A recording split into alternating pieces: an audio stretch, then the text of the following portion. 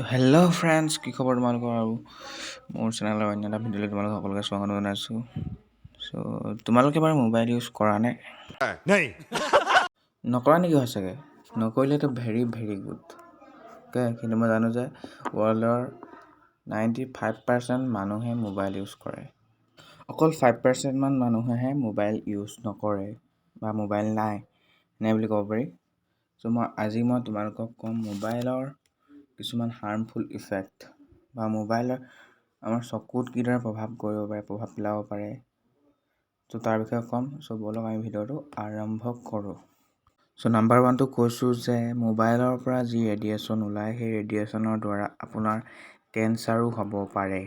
ৰাতি শুই থাকোঁতে আপুনি কেতিয়াও মোবাইলটো ওচৰত থৈ নুশুব আৰু সেই ৰেডিয়েশ্যনৰ ফলতে কেঞ্চাৰ হ'ব পাৰে।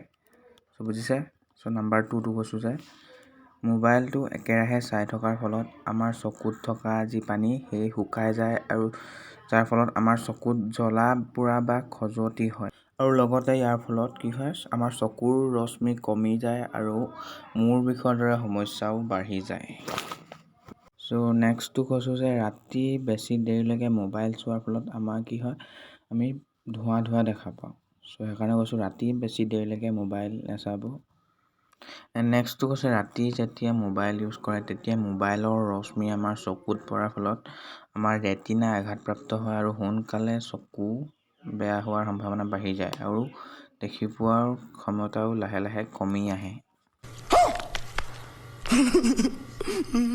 আকৌ নেক্সটটো কৈছোঁ যে একেৰাহে মোবাইল চোৱাৰ ফলত আমাৰ চকুৰ যি বগা অংশ থাকে সেই বগা অংশ ৰঙা পৰি যায় বা ৰঙা হৈ যায়, তেতিয়া মানুহে আই ড্ৰপ দিয়ে।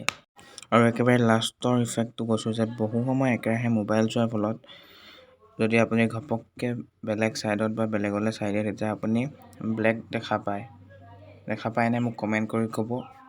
তো আজিলৈ বছ ইমানে ফ্ৰেণ্ড। আশা কৰোঁ ভিডিঅ' চাই তোমালোকে কিবা এটা জানিলা।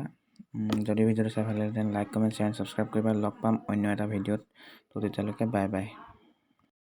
और अगर तुम लोग नए हो तो सब्सक्राइब करो, वो जो लाल वाला बटन है उस पर फूट फेंक के मारो या फिर मोमबत्ती, मुझे नहीं पता, बस क्लिक हो जाना चाहिए।